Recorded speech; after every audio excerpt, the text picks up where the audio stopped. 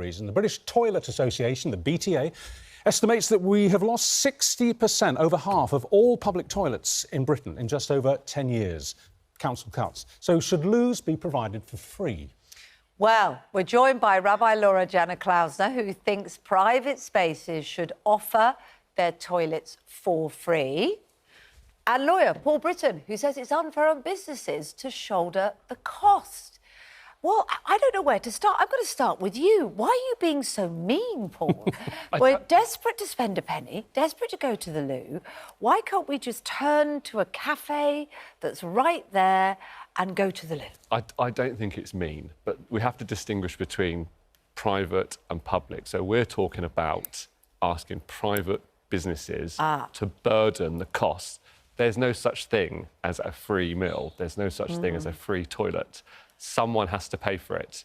In this case, we're saying that Wetherspoons will have to pay for toilet roll, products, maintenance of what we're suggesting is an increased foot flow of people wanting to use their facilities and burden the cost of it. We've had Brexit, we've had COVID, we've got inflation at an all-time high. All right, you're saying it's a bridge too far. And now we want to put another burden on them. First of all, the public already spends money to go to the loo because we pay our taxes. So the government should be covering this, and it's terrible what's happened that the BTA has identified.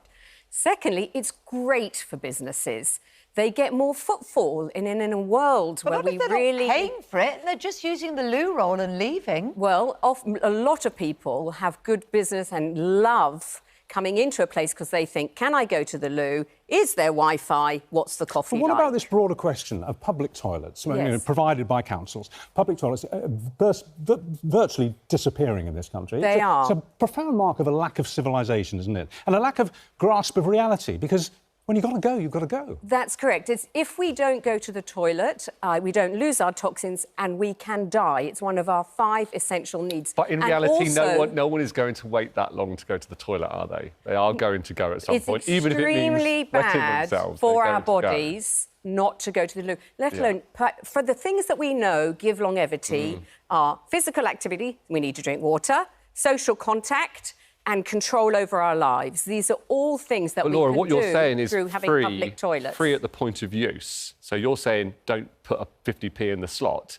but someone's still got to pay for that. So either it comes through taxation and then we turn our attention to government and local councils. Are we going to fund those facilities? 60% of a reduction is massive. It is massive. So when we go into a cafe, we know from the leading franchises who all provide toilets that enables people to come in. It's great business, and they already pay money for Wi-Fi, which costs lots of money to provide. But would you want to be having a meal and having people coming past all the time? Right. Well, it happens all the time. The toilets are actually at the side. And you're paying for that in the meal that you're paying for. But for them to use the facilities for free. what will happen is if we know for good business and happy societies, which are really important, that if people can go to the toilet and can feel safe and happy about it, they will go back to that business. And at that point, I need a comfort break, I was about to say, we need to go to the loo. We're on air for 3 hours. Rabbi Laura and Paul, thank you so much indeed. Thank you.